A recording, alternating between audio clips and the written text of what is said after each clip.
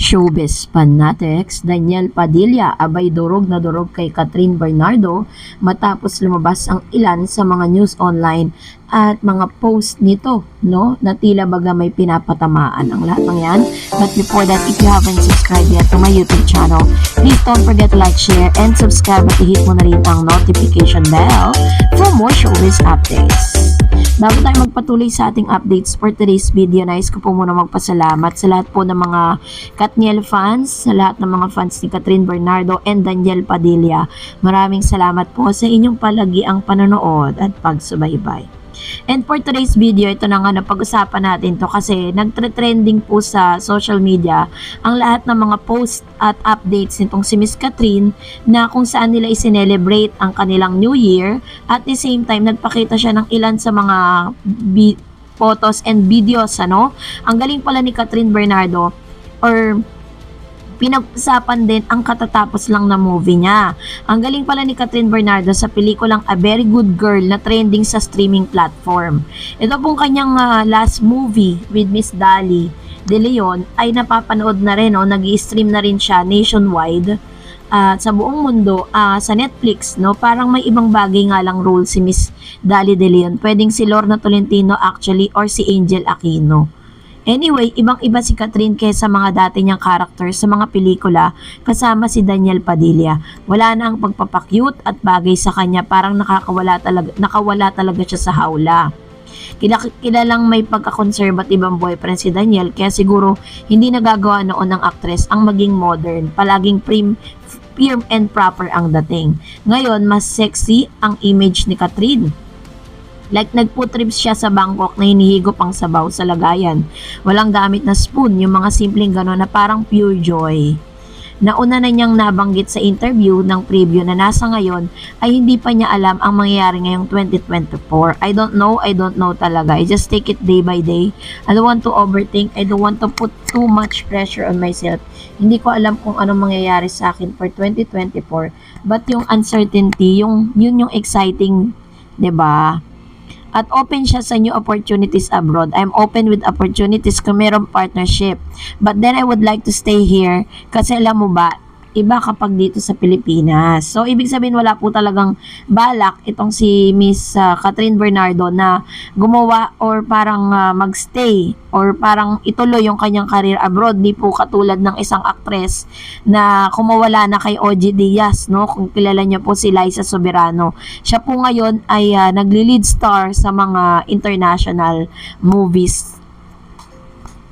At isa rin sa mga nagtrending na tila baga pinapatamaan si Daniel, no, patungkol dun sa issue na kinabibilangan po nila. Sabi diyan, tunay ngang phenomenal, talagang kinikilala ng maraming mga Pinoy ang si Catherine Bernardo dahil sa kanyang galing at sa dami ng mga karakter na kanya pong ginagawa ngayon. Nag number 1 po sa top movie Netflix Philippines ang kanyang movie na A Very Good Girl. Pasok din pala ito sa top 10 movies sa Netflix sa ibang bansa gaya ng Bahrain, Kuwait, Qatar, and UAE. Catherine is smothering so slaying dahil sa A Very Good Girl, top 5 most non-English movies sa Netflix para sa week ng December 25 to 31, 2023. Ayon sa ilang streaming platform, nakapagtala di umano ang movie ng 2.4 million views mula noong December 27 kung kailan ito pinalabas hanggang December 31, 2023. Ang Brazilian movie na Vampire in the Family ang nanguna na sinundan naman ng Carrie and Cyanide, The Jolly Joseph Case, Thank You, I'm Sorry, Kyo, Gay Hung Kahan at ikalami nga ang revenge movie ni Catherine at Dali De Leon. Sa kanyang social media post, nagpasalamat si Catherine sa mga sumuporta ng kanyang pelikula sa streaming platform.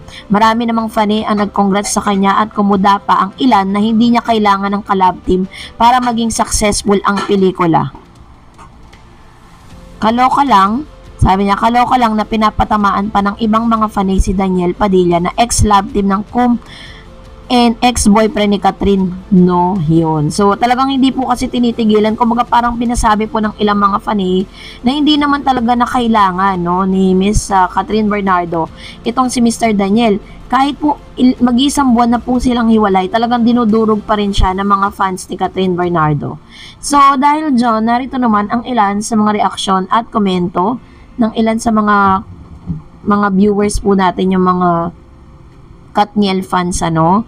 So, ito po, magbasa tayo ng ilan sa mga komento po ninyo. Unahin natin ang komento mula kay Miss Veronica Bermejo. Ayaw na po namin sa kanya, not once na ginawa niya, hindi po malalaos si Queen Kat. Mabuti nga, hindi pa sila kasal. Yan. Totoo naman, diba? Lalo na po nung naghiwalay sila ni Catherine, mas lalo po na talagang mas lalo pong nag-boom yung career nitong si Miss Catherine Bernardo, kasi parang hindi na siya nakakulong sa boxes na hindi niya na kailangan pang i-inform si Daniel kung ano yung mga dapat niyang isuot, kung ano yung dapat niyang gawin, diba? Sabi po ni Miss Cherry Rodino, "Thank you ma'am for acknowledging my comment. DJ should seek professional help for his mental disturbance and spiritual guidance. Para sa akin, isang direksyon lang ang focus niya, ay yung tumingala siya sa langit at mag one-to-one with God. Full self-surrender and open, cry his heart out to Him. Si Lord lang ang nakakakita ng pagkatao niya. Enough of alak, not good for health. Baguhin ang sarili, bumangon, flee from this temptation. Ipahinga muna ang puso. Sumabay ka kay Kat sa healing process. Malay natin, only God knows." Ayan. Ito naman talaga yung kailangan ni Daniel Padilla as of now.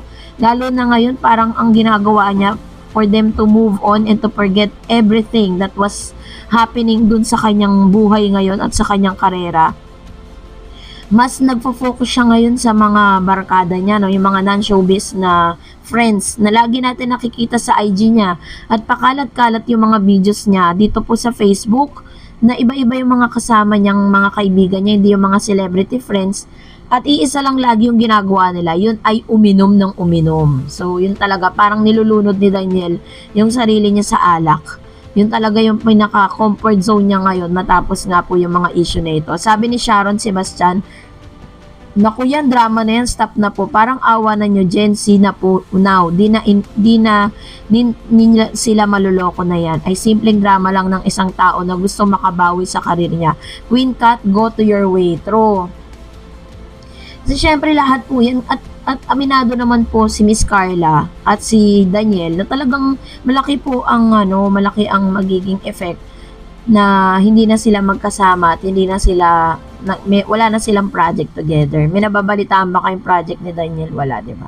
Sabi ni Miss Vanessa Angeles, "Minsan napapagod din ang mga fans ninyo. Kaya mga idol namin, dapat makinig sa amin. Kung nasasaktan kayo, bigyan naman ninyo ng halaga ang mga payo namin." Ayun. Alam nyo po, lahat naman po ng mga sinasabi ng mga fans nila, I know that na-absorb naman nila yan. Pero syempre, at the end of the day, sila pa rin po ang magde-decide for themselves. Well, kung nagustuhan mo ang video na ito, huwag mo kalimutang mag-like, mag-share, at mag-subscribe, at i-follow mo na rin ang aking Facebook page, Dareds TV. And also, I have my TikTok account, which is Dareds TV. Pwede nyo rin po akong i-follow doon. Thank you for watching, guys. God bless everyone!